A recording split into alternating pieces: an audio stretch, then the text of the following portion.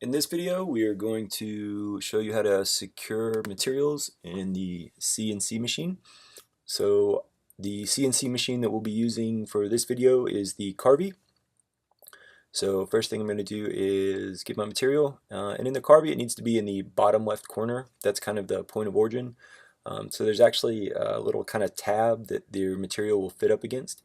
So I just need to loosen these T-bolts and make sure it's good and secure down in the bottom left corner, and then tighten the T-bolts back. And it needs to be fairly tight, but you just need to make sure that it's not tight enough to damage your material at all. So if you're using something a little more delicate, you just have to be a little more delicate when tightening it. So next we're going to use these kind of stair-step looking pieces and then another T-bolt slide. So we will start the T-bolt slide in one of the available holes already in the bed of the Carvey. And once we get it started, then we will use the stair stepper to kind of fill in the gap that would fill in your material. So get that kind of snug up and lined up, and then just tighten that T-bolt down some more.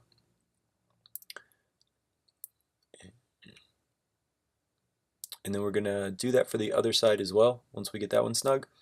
And something when you're securing materials down in the CNC machine is you need to make sure that your the tabs that are holding it down are outside of your tool path or your cut path.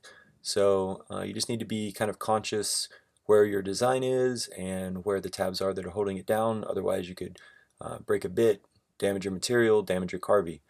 So get those secured down, make sure it's out of the tool path, and you have secured your material and you are ready to cut.